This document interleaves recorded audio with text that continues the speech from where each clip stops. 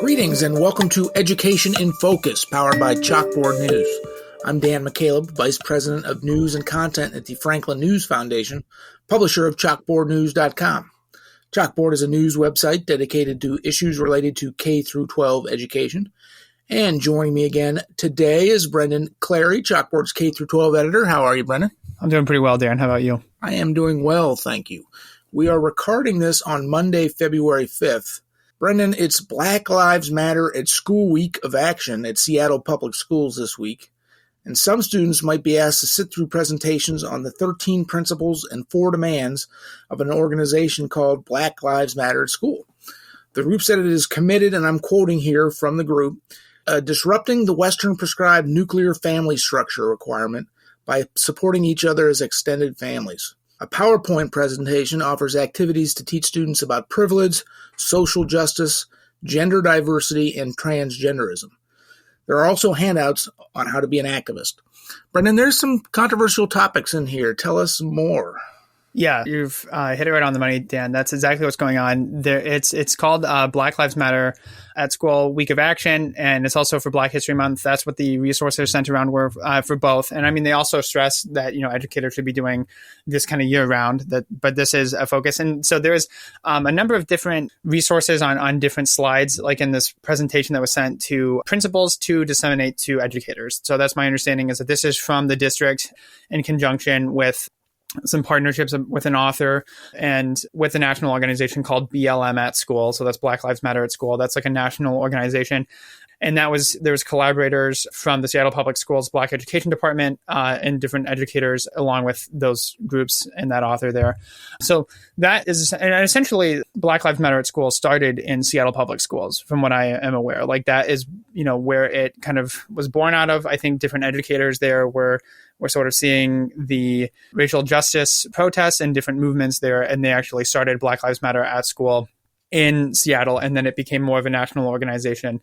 So yeah, there's a number of different resources there that do stress, teaching students about the history of the Black Lives Matter at School and the 4 national demands, and then also the 13 principles. So that is one of the activities. So it could be either one day, or it could be like the first week of February would be, teaching Black Lives Matter at School Week, would be teaching these things to elementary students, middle school students, and high school students. So this is district wide.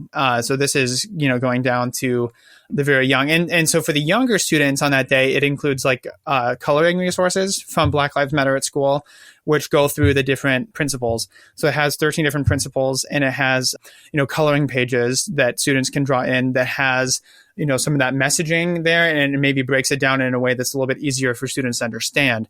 So yeah, it's a school-wide thing about trying to disseminate that information. We might maybe get into a couple more of the slides that you've seen here in a moment, Brendan, but do we know, were parents, particularly of younger children, elementary age children, were they alerted to this content or subject matter ahead of time?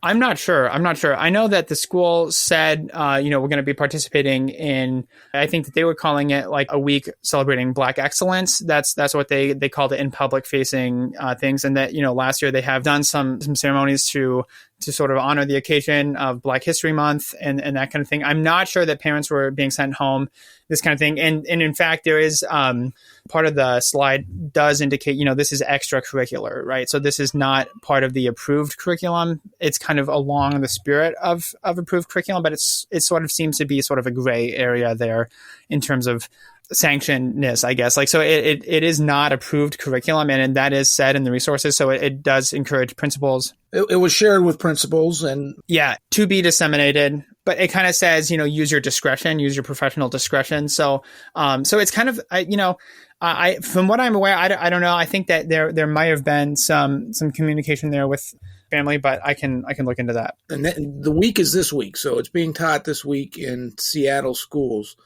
Just a couple other, specifics from the slides. Quote, everybody has the right to choose their own gender by listening to their own heart and mind.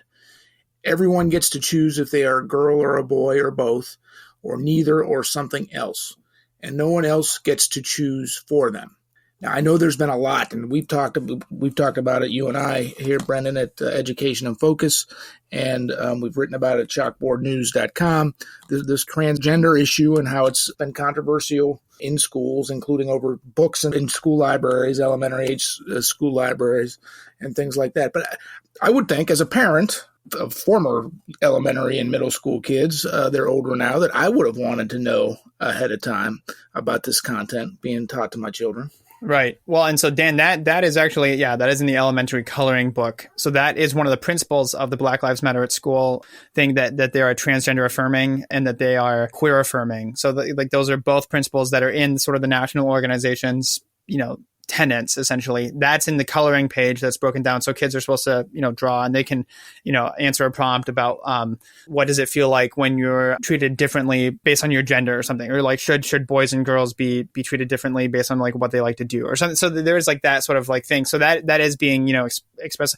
And so that, as you mentioned, there's been a lot of tension in school boardrooms about, this sort of like this content, especially for younger children, about gender ideology. There's been a lot of criticism from people on the right and, Republican lawmakers introducing bills even to try to prohibit divisive language and what they call radical gender ideology. So that's happened in a lot of, Republican leaning states. We've seen some of those kinds of trends happening. So you're absolutely right. And, kind of along those lines, there was another resource that was given to students, or is supposed to be given to students on one of the days. That's middle school and high school students. And it's called a cultural humility wheel that asks students to explicitly create a map of how the intersecting parts of their identity result in both privilege and oppression. And even in one case, it's like an app on a website, essentially, where you can click the different things and it'll actually map out for you. So you can put in your age, your educational attainment, you can put in, your race and your sexuality, your mental health, and it'll kind of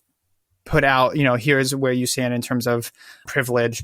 So different characteristics like age, citizenship status, race, religious affiliation, sexual orientation, gender identity, those kinds of things. And that's what they're sort of being told is what defines their privilege, or if they're, their oppression scale. Well, Brandon, you and I could talk for a long time about this topic, but we are unfortunately out of time. The listeners can keep up with this story and all stories related to K-12 education at chalkboardnews.com.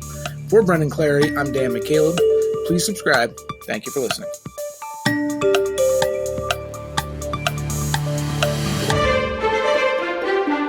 Audible is a great way to gain access to an ever-growing selection of audiobooks. They've got what everyone's listening to: bestsellers, new releases, that story you've been waiting for. Follow the link in our show description to get 30 days of Audible free.